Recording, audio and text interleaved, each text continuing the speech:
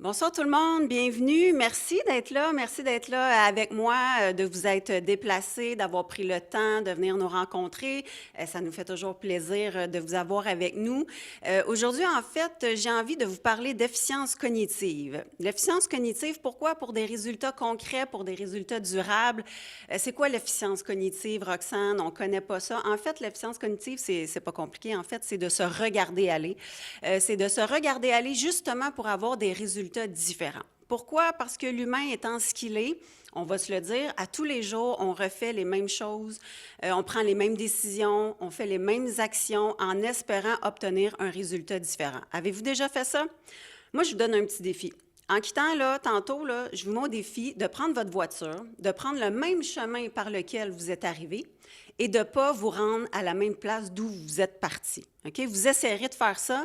Vous allez voir, c'est assez difficile. Donc, on parle d'efficience cognitive ensemble. Pourquoi? C'est quoi le facteur numéro un de l'absence de résultats? C'est qu'on reste accroché à nos habitudes. On reste accroché à nos façons de faire, à nos vieilles routines, à des comportements, des attitudes qui ne sont pas efficaces, qui sont nuisibles. Pourquoi? Parce que c'est familier, justement, parce que c'est routinier, parce qu'on aime ça, on se sent bien. On utilise des modes de pensée et d'action qui sont inefficaces, qui sont improductifs, qui ne nous amènent pas les résultats qu'on veut, mais on continue de faire ça à tous les jours, comme je vous l'ai dit. Ensuite, on se maintient dans une zone de confort parce qu'on aime ça, être dans une zone de confort. On aime ce qui est routinier, ce qui est facile, ce qui est familier. Donc, on reste dans une zone de confort.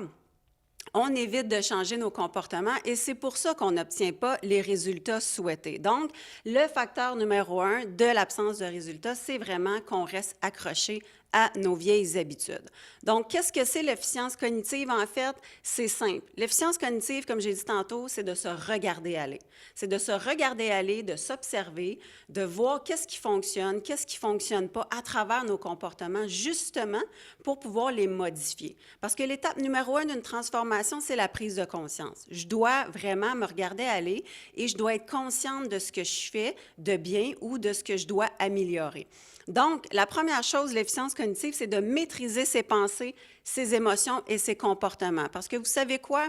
Une des choses qui fait, entre autres, qu'on n'obtient pas les résultats qu'on veut, c'est simplement que quand je suis trop dans le stress, je suis trop dans l'émotion, je suis trop dans l'impulsivité, je n'ai pas accès à mon cerveau logique, rationnel, qui prend les bonnes décisions et qui m'amène les bons résultats, justement.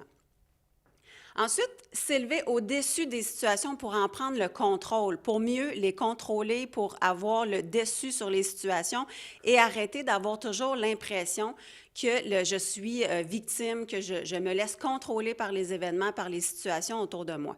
Donc, si je prends le dessus sur les situations, j'en prends le contrôle, je les maîtrise, c'est comme ça que je peux obtenir de meilleurs résultats.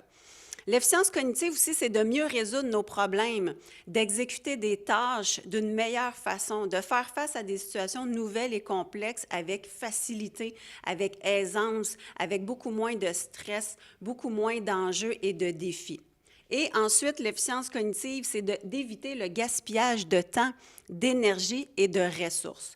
On peut avoir souvent l'impression qu'on est efficace. On préfère être efficient. Pourquoi? Parce que si je suis efficace, souvent, on va me dire, Roxane est efficace à la fin de la journée, elle a tout fait ce qu'elle avait à faire, elle atteint ses objectifs, c'est vraiment incroyable. Sauf qu'à la fin de ma journée, je suis brûlée, stressée, j'ai plus de jus, plus d'énergie. OK? Ça, c'est d'être efficace. Pourtant, si je suis efficiente, c'est que je vais arriver au même résultat avec plus d'énergie, plus de ressources, moins de temps, vraiment dans un état beaucoup plus intéressant. Donc, ce que je vous amène aussi à faire, la première étape de l'efficience cognitive, c'est de pratiquer la métacognition. Puis là, je dis aux gens, ça c'est le terme un peu scientifique là, de la conférence. Là.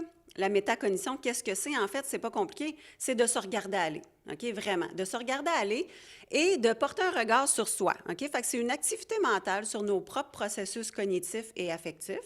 On se regarde aller et ce qu'on fait en 3 étapes, première chose, on s'écoute penser. OK? C'est quoi votre langage interne? Qu'est-ce que vous êtes en train de vous dire dans votre tête? Est-ce que c'est efficace, qu'est-ce que vous dites dans votre tête? C'est quoi les pensées qui sont là à tous les jours en boucle dans votre tête? Puis je ne sais pas vous, là, mais moi, là, il y a 60 000 pensées environ qui vous passent par la tête dans une journée. C'est sûr qu'on ne s'en souvient pas des 60 000, OK? Donc, c'est important de s'écouter penser, écouter notre langage interne et voir qu'est-ce que je suis en train de me dire. La métacognition aussi, c'est de se sentir être. Comment je me sens? C'est quoi les émotions qui sont à l'intérieur? Parce que ça, c'est une boucle, hein? À tous les jours, du moment où vous ouvrez vos yeux jusqu'au moment où vous fermez les yeux, ça passe comme ça. Qu'est-ce que je me dis dans ma tête va générer une émotion, donc comment je me sens, et ensuite, ce que ça va faire, ça va générer un comportement. Donc, comment je réagis? Comment je réagis aux situations? Donc, c'est ça la métacognition. Pourquoi? Pour être en mesure justement de prendre conscience de soi-même, de se regarder aller et de pouvoir amener des changements, des transformations. Est-ce que c'est efficient ce que je me dis? Est-ce que ça m'aide la façon que je pense dans ma tête? Est-ce que je me sens bien quand je pense comme ça? Et est-ce que ça fait que j'ai des bons comportements, des bonnes façons d'agir, des bonnes pratiques? Donc, l'efficience cognitive, c'est exactement ça. C'est de prendre le contrôle des situations, arrêter de me laisser contrôler par les choses autour de moi et en prendre le contrôle et pouvoir adresser les choses avec des meilleurs comportements, des meilleures attitudes, prendre de meilleures décisions et donc avoir de meilleurs résultats.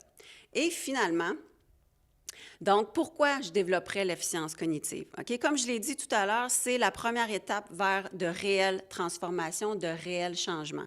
Parce que je veux obtenir des résultats durables, concrets, des résultats qui vont vraiment m'amener où je veux aller.